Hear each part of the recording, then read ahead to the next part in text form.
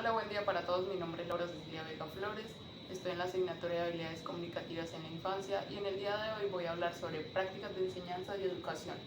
Como vemos, mi sustento de apoyo es un mapa mental que forma parte de un organizador gráfico. ¿Cuál es la función de un organizador gráfico? Un organizador gráfico permite planificar y organizar información de manera concisa y sencilla. En este mapa mental resalta autores como Luna Martínez, Rosa Guzmán. En ellas hablo sobre algunos autores como Vygotsky, Irwin y Dolly, o Ferrero y Teberovsky. Ellos hablan sobre la doble formación, también hablan sobre cómo la escritura y la lengua forman parte de un contexto social, un contexto eh, cultural, pues la escritura y el lenguaje se aprende por medio del entorno. No todas las personas manejan un mismo idioma, no todas las personas hablan igual y esto depende mucho del contexto económico o cultural que se tenga. También quiero resaltar que la escritura es un acceso a lo que se llaman las letras.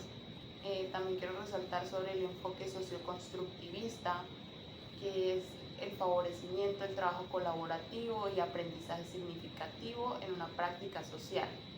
Quiero resaltar también autores nuevamente como Vygotsky, que dice que la lectura o el escrito es eh, una formación cultural y social. Un tema muy esencial dentro de este mapa mental es sobre el doble lenguaje. En él se resaltan dos posturas, que es la descontextualización, que es cuando el lenguaje se independiza del contexto inmediato. También quiero hablar sobre la contextualización, que es la mayor amplitud lingüística. Quiero hablar también sobre las funciones de un docente mediante las tecnologías. Bueno, en este caso quiero hablar sobre las TICs.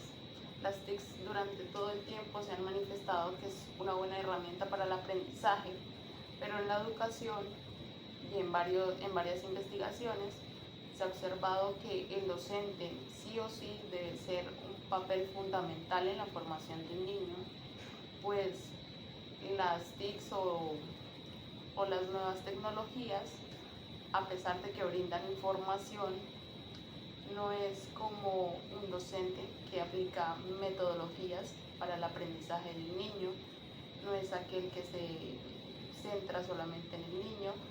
Las tecnologías básicamente proporcionan una información o un aprendizaje, pero para que este aprendizaje sea significativo debe haber la mediación de un docente. Otro tema que me gustaría también hablar de esto son sobre las fases de desarrollo, que son la exploración, la planeación, los proyectos de aula. Eh, También quería hablar sobre la teoría psicogenética, que según Piaget es el conocimiento que se da a través de la actividad del sujeto. Quiero hablar sobre la evolución psicogenética, que es el conocimiento escrito de niveles de conceptualización, las diferencias entre lo escrito y lo leído.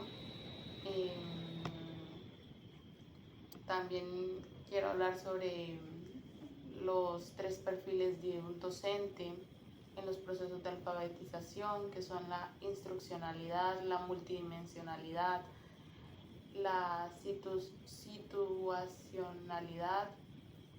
También quiero resaltar un autor como Carbonell, que habla sobre el método analítico.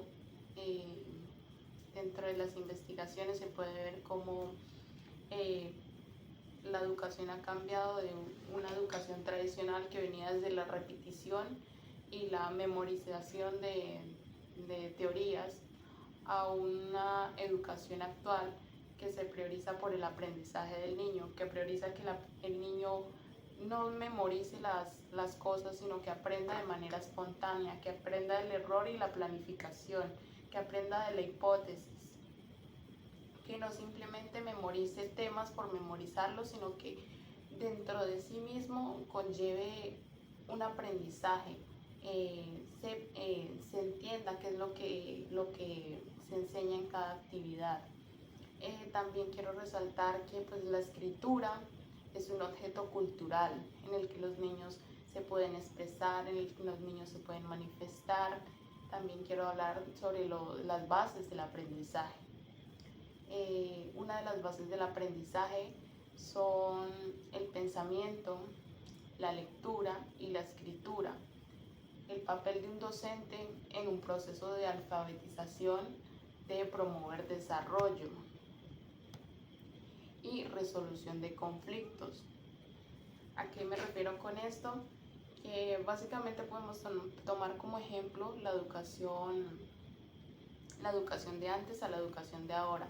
La educación de antes estaba centrada en que el niño debía sí o sí memorizarse los temas. Hoy en día se centra en que el niño piense, lea, tome conciencia de lo que aprende y asimismo él aprenda del error. Otro de los autores que me gusta también y que resalté mucho dentro de este mapa mental fue el de Jiménez, que afirma que los profesores tienen tres enfoques de enseñanza en la alfabetización, que son las bases de metodología Freiner, la enseñanza de formas y la enseñanza de sílabas. Dentro de este mapa mental, otro tema que a mí me pareció súper interesante fue hablar sobre la polifania textual. En ellos se hablan sobre que las voces de un escritor deben ser dadas por medio de voces ajenas. Se dice que la escritura debe enriquecer la experiencia discursiva a través de la interacción con otros. En pocos argumentos de lo que he venido hablando, quiero decir que la educación actual debe estar centrada no solo en las nuevas tecnologías.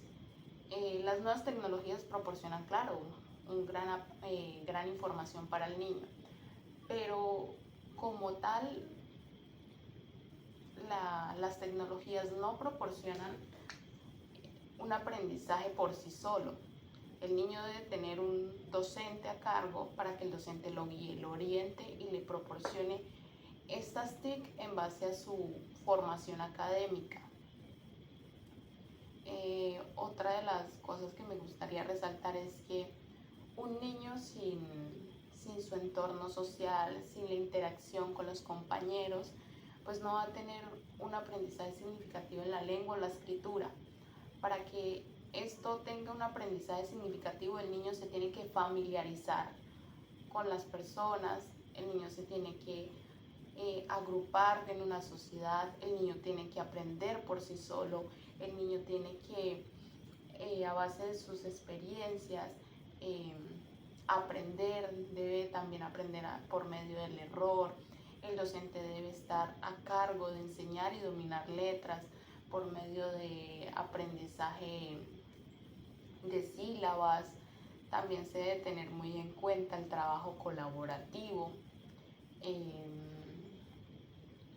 Y una de los tantos autores que resalté dentro de este mapa mental es que Ferrero y Tversky hablan sobre la importancia de hablar, y una de las bases de importancia que se da es el contexto, la funcionalidad y la intencionalidad. Con ello me refiero a que el niño debe estar en un contexto lingüístico, debe tener una función, o sea, básicamente el docente debe forzar el aprendizaje y asimismo debe haber una intención por parte del docente y del estudiante. Bueno, y con ello quiero cerrar de que